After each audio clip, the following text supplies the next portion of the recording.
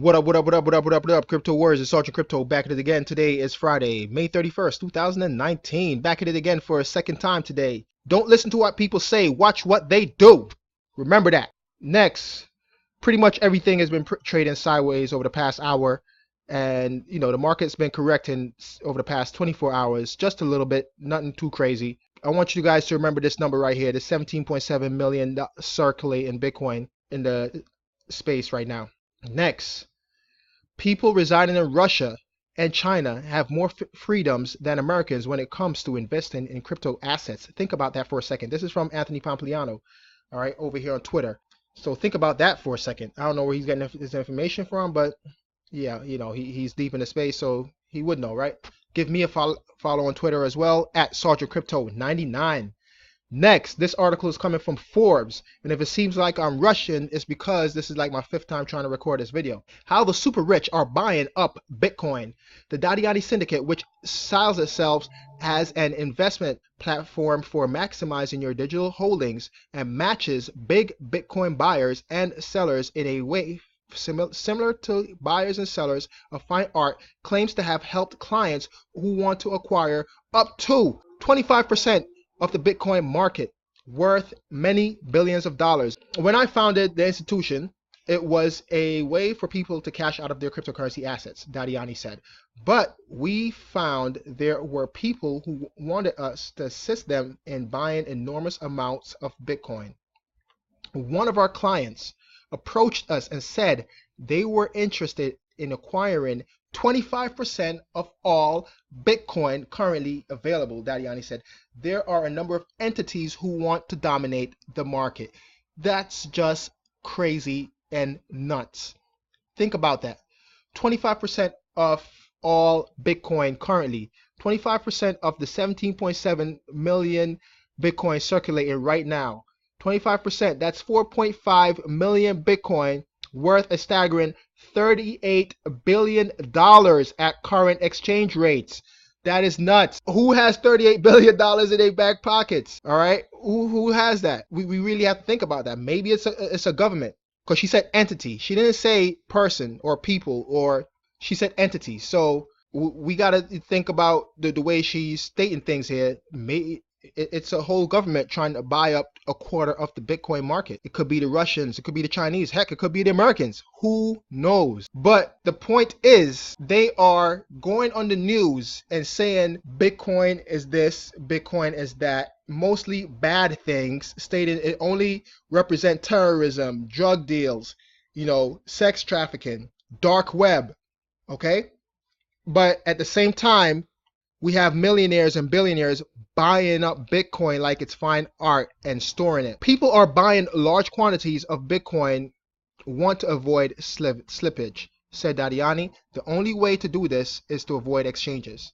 All right, so they give it slippage is the difference between the expected price of a trade and the price at which the trade is executed, and can be made worse by periods of higher volatility, something the Bitcoin market is especially prone to, and when a large order is made in a low volume market.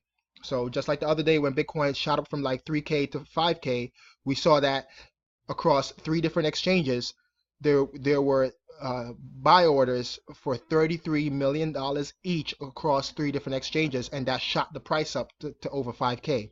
All right, so maybe somebody got a tap on the shoulder and was like, hey, release the freaking bulls.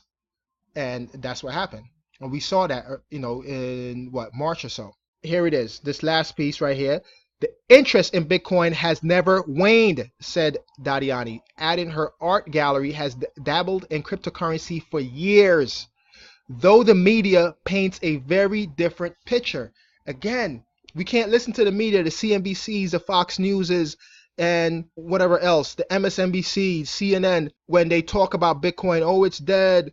Bitcoin is crashing. We should, you should never hold it. It doesn't have any real value. Who cares? When they're saying all those things and they're spinning it like that, remember, in the background, we have these same people that run the media, these same millionaires and billionaires that run the media are buying up Bitcoin by the boatload. So if they're buying it, I'm going to be buying it too. This is not financial advice, of course, but I'm just saying you got to pay attention to these things, man.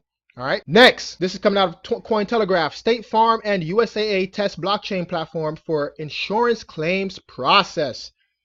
I don't even have to get into this article much, but it basically comes down to them trying to save money when it comes to insurance claims. And let me get to this part right here. State Farm explains that subrogation occurs when two insurance companies agree on some amount of financial compensation that will be awarded to the claimant's representative by the at-fault individual's representative. This is usually the final phase of the claim process, it notes. State Farm, in 2018 alone, the total amount of dollars demanded and issued through the subrogation process was over $9.6 billion for all insurance carriers across the board, so for all of them. You can imagine the time and resources required to complete these transactions. So they're trying to make things a lot easier on themselves, fire some people, because that's what it comes down to, right? They're going to be firing some people and let these things be a lot more automated, like in my last video when I spoke about vehicles being automated. So the same thing will happen in all industries, a lot of automations. We see it happening right before our eyes. When you go to the supermarket, when they have the self-checkout aisle, when they have one person, all right, managing 6 or 10 self-checkout aisles instead of hiring 6 or 10 different cashiers. They'll just have one person that'll be there to help you if you have a problem with the machine. All right, and soon the machines will be able to correct themselves. All right, so we see it right here with these two insurance companies, State Farm and USAA, and the fact that they have a lot of redundancy in their offices. They still fax and paperwork. All right, you get into an accident, you got to fax over the police report and all that other garbage, and it's just nonsense. So at the end of the day, what they're trying to do is save money. That's $9.6 billion. All right, probably half of that goes into somebody's, their employees' salaries, because they got to pay these people to follow these paperwork. So and imagine the time that it takes to do all the paperwork and things of that nature. So if you could get it automated, and especially have it on an immutable blockchain where you can't change things and go back and fudge numbers and things like that, let's discuss it in the comment section below. As always, thanks for watching. Smash the likes, hit that subscribe button, notification bell, and let's talk about it, man. All right, we have billionaires, different entities. Remember, entities wanting to buy up 1/4 of all Bitcoin. Different entities. The only ones I could think of are the big three: Russia, China, and of course the great old United States of America.